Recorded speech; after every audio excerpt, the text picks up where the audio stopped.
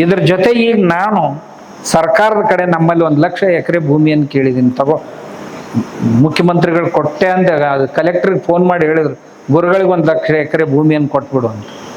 1 ಎಕರೆಗೆ ಒಬ್ಬನಿಗೆ ನೌಕರಿ ಕೊಡೋದು, 5 ಎಕರೆಗೆ ಒಬ್ಬ ಯುವಕನನ್ನು ನೇಮಿಸೋದು, ಒಬ್ಬ ಸುಶಿಕ್ಷಿತ ಯುವಕನ, ಅವನಿಗೆ 4 ಜನ ಅಸಿಸ್ಟೆಂಟ್ 5 ಎಕರೆಗೆ.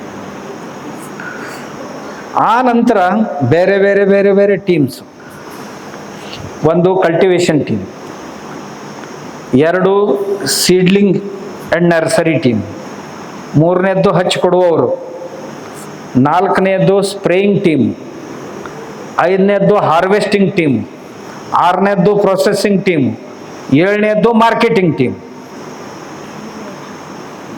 1 ಲಕ್ಷ ಎಕರೆಯಲ್ಲಿ ಬೆಳೆದಂಥದ್ದನ್ನು ನಾವು ಎಕ್ಸ್ಪೋರ್ಟ್ನೂ ಮಾಡ್ಬೋದು ಅಥವಾ ನಮ್ಮ ಜನರಿಗೆ ಕೊಡ್ಬೋದು. ಆಮೇಲೆ ಇದು ಕಾಡಿನಲ್ಲಿ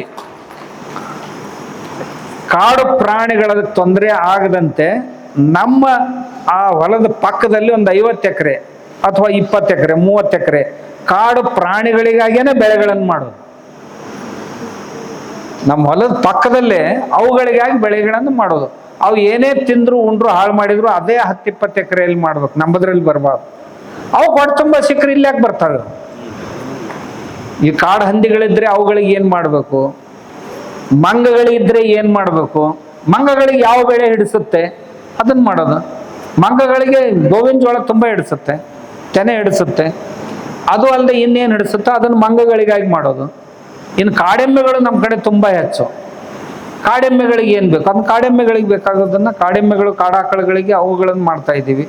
ಮಾಡಿ ನಮ್ಮ ಕಂಪೌಂಡ್ ಹೊರಗಡೆ ಏನು ಬೇಕಾದದ್ದನ್ನು ತಿಂದು ಹೋಗ್ಬೋದು. ಈ ರೀತಿ ನಾವು ಬರೀ ನಮ್ಮ ಪೂರ್ತಕನ ಇದರಲ್ಲೇ ಅಲ್ಪ ಸಂತುಷ್ಟರಾಗೋದು ಬೇಡ, ಇದನ್ನು ವಿಸ್ತಾರ ಮಾಡೋಣ ಅಂತ. ಇನ್ನಷ್ಟು ನೀವು ಮತ್ತೊಬ್ಬರಿಗೆ ಸಹಾಯ ಮಾಡಬೇಕು. ಊರಲ್ಲಿ ನಮ್ದು ಒಂದೇ ಆಶ್ರಮ ಇರಲಿ, ಪಕ್ಕದಲ್ಲಿ ಯಾರೋ ಬೇಡ ಅಂತ ಇಂಥ ಸ್ವಾರ್ಥ ಬೇಡ. ನಮ್ಮ ಆಶ್ರಮ, ನನ್ನ ಸುತ್ತಮುತ್ತ 4-5 ಆದರೂ ಆಶ್ರಮ ಇರಲಿ, ಯಾರು ಹೆಚ್ಚು ಆಶ್ರಮ ಬೆಳೆಸ್ತಾರೆ ಅವ್ರು ದೊಡ್ಡವರು ಅನ್ನುವಂಥ ಸಂಕಲ್ಪ ಬರಲಿ ಅಂತ ಸಾಕಲ್ಲ. ಇನ್ನೇನಾದರೂ ಕೇಳೋದಿದ್ರೆ ಕೇಳ್ರಿ. ನಾನೇನಂತ ದೊಡ್ಡ ತಿಳ್ಕೊಂಡವಲ್ಲ, ಸುಮ್ಮನೆ ಏನಾದರೂ ಮಾಡ್ತಾ ಹೋಗೋಣ. ನಮ್ಮ ರಮೇಶ್ ಅವ್ರು ಹೇಳಿದಂತೆ ಅವ್ರ ಕನಸು ದೊಡ್ಡದಿದೆ, ತುಂಬ ದೊಡ್ಡದಿದೆ. ನಾವು ಇಡೀ ದೇಶವನ್ನೇ ಬದಲಾಯಿಸ್ಬೋದು. ಈಗ ಬದಲಾವಣೆ ಆಗ್ತಾ ಇದೆ. ನಾನು 90ರ ದಶಕದಲ್ಲಿ ಸಾವಯವ ಕೃಷಿ ಬಗ್ಗೆ ಮಾತಾಡುವಾಗ ಸ್ವಾಮಿ ತಲೆ ಕೆಟ್ಟಿದೆ ಅಂತಿದ್ರು. ಈಗ ನಾಗಭೂಷಣ್ರಿಗೆ ಅಂತಾರಲ್ಲ ಹುಚ್ಚ ಅಂತ. ಆಗ ಸುಮ್ಮನೆ ಕಾಲೇಜ್ ಸಂಬಳ ತಗೊಂಡು ಚಂದಾಗಿ ಉಂಡು ಮನೆಯಲ್ಲಿ ಇರೋದು ಬಿಟ್ಟು ಈ ಹುಚ್ಚರಾಗಿ ಯಾಕೆ ಬೆನ್ನತ್ತಿದ್ದಾನೆ ಈ ಹಳ್ಳಿಗರ ಹಿಂದೆ ಅಂತ ಭಯೋದಿಲ್ಲ ಅವರಿಗೆ. ಹಾಗೆ ನಮಗೂ ಒಂದು ಕಾಲಕ್ಕೆ ಬೈತಿದ್ರು 90ರ ದಶಕದಲ್ಲಿ, ಏನಿದು ಜನರೆಲ್ಲ ಮಂಗಳ ಗ್ರಹದ ಮೇಲೆ ಚಂದ್ರನ ಮೇಲೆ ಹೊರಟಿದ್ದಾರೆ, ಸ್ವಾಮಿಗಳಲ್ಲೇ ಗುಡ್ಡದ ಮೇಲೆ ಹೋಗಿ ಮಾತಾಡ್ತಾ ಇದ್ದಾರೆ ಅಂತ. ಆದರೆ ಇವತ್ತು ಜನರಿಗೆ ಮನವರಿಕೆ, ಭೂಮಿಯ ಆರೋಗ್ಯ, ಮನುಷ್ಯನ ಆರೋಗ್ಯ ಮತ್ತು ನಿಸರ್ಗದ ಆರೋಗ್ಯ ಕೆಟ್ಟಿದೆ ಅಂತ ಎಲ್ರಿಗೂ ಖಾತ್ರಿ ಆಗಿದೆ. ಇವತ್ತು ವಿಜ್ಞಾನಿಗಳು ಸಹಿತ ಕೆಟ್ಟಿದೆ ಅನ್ನೋದನ್ನು ಒಪ್ಕೊಂಡಿದ್ದಾರೆ. ಅವರಿನ್ನೂ ಕೃಷಿ ಮಾಡಲಿಕ್ಕೆ ಒಪ್ಕೊಳ್ತಾ ಇಲ್ಲ, ಆದರೆ ಕೆಟ್ಟಿದೆ ಅನ್ನೋದನ್ನು ಒಪ್ಕೊಂಡಿದ್ದಾರೆ.